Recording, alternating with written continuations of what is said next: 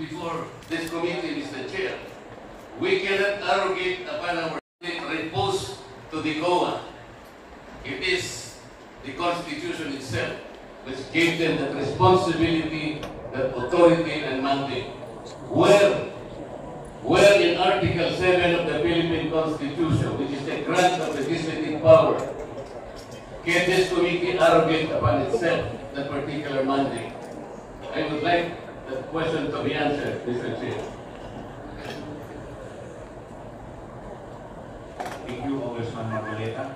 The Chair would like to recognize the Honorable Congressman Pablo. Thank you, Mr. Chairman. Mr. Chairman, just to clear it out with regards to the jurisprudence that's cited by the Honorable Marcoleta with regards to Ong versus Siri. That is true. Now that the resolution of the Supreme Court favors Lincoln Ong, but that is a question of due process because Lincoln Ong was that time was citing contempt. Now question the case of Mr. Chair, I direct the question to you. I have not yet finished my manifestation of answer the query of Honorable Marcoleta. Mr. Chairman. Mr. Chair, will be honorable. Congressman Marcoleta will be Mr. Chairman. recognized. Mr. Chairman, I have Mr. to Chair, the question was addressed to the Chair. With respect to the Chair, I'd like the Chair to answer. This is a constitutional issue. Congressman Marcoleta, let me first recognize Congressman Pablo. Before you answer, before you recognize him, you are out of order. I deserve, Mr. Chair, an answer. 1 minute suspension, declare to Chair.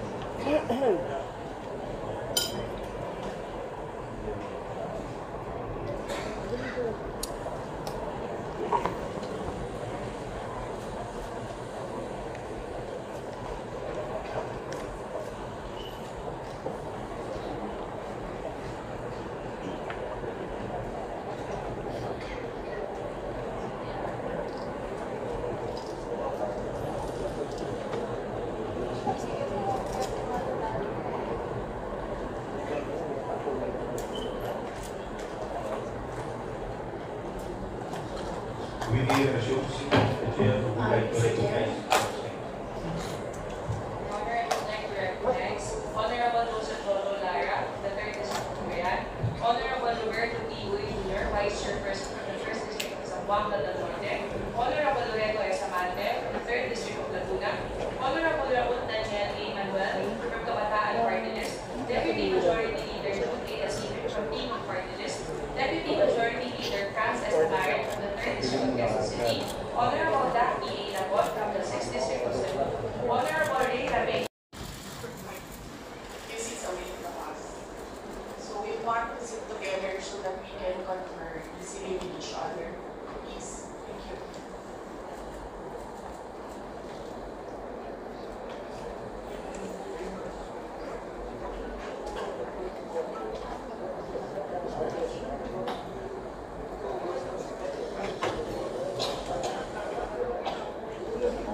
May I proceed, Mr. Chair?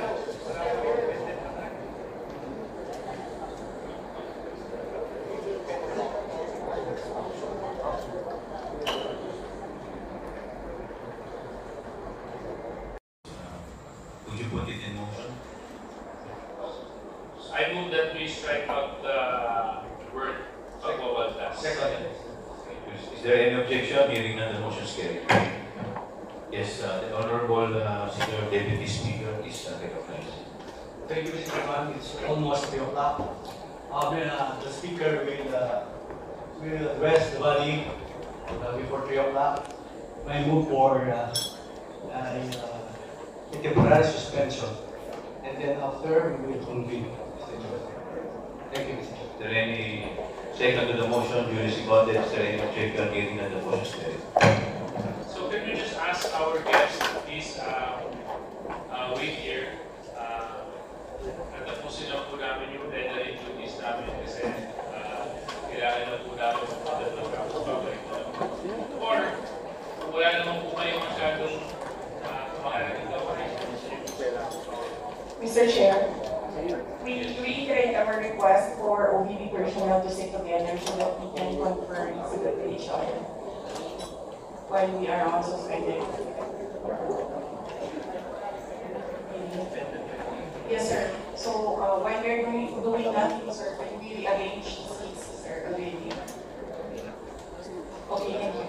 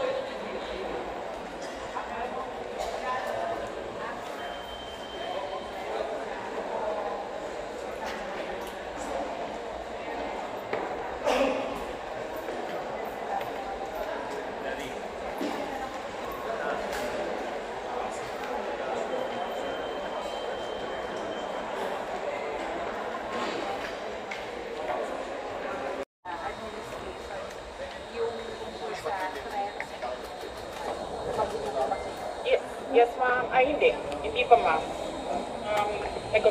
Nag-complain ako noon, if you can remember, in the media, and then they dismissed it. Everything is well documented with documents and videos. And nagsabi ang NSC na national security concern ang threat sa president. Pero apparently, they really do not consider the threat to the Vice President as anything of a concern. So, what kind of country is this? Hindi ba kaparte ng gobyerno ang Vice President? Hindi ba ako binoto ng mga tao? Hindi ba ako ang Vice President ng buong Pilipinas, ng lahat ng mga Pilipino? Are you taking legal action po, ma'am? Ma'am, I do not expect fairness from this government. Really, truly. That is the reason why I'm pussyfooting with court cases. We do not expect fairness. Imagine mo, saan ka nakahanap? Na-admit na yung tao sa hospital, bigla na lang papasok, discharge na siya in less than an hour. Saan ang hustisya dyan? Saan ang hustisya dito? Sa bayan. Last two questions.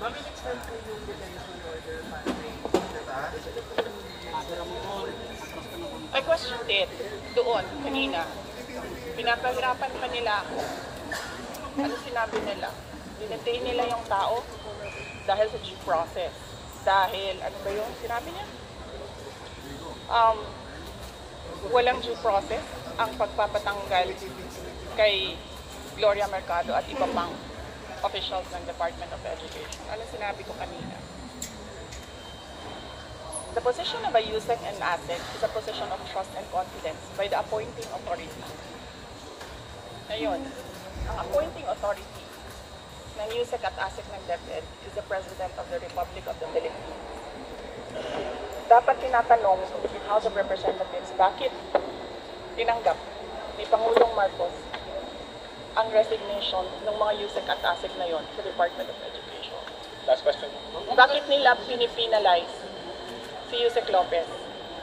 Hindi ba dapat ang pinipinalize nila ang appointing authority? Isa pa sir, sandali. Ano po yung sinabi nila? Evasive.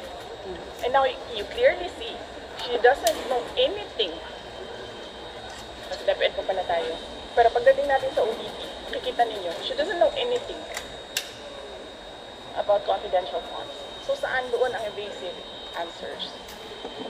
Last question. Nagsusulat, penalize nila si Yusek Lopez for writing a letter to the Commission on Audit on the position of the Office of the Vice President regarding the release of documents regarding confidential funds.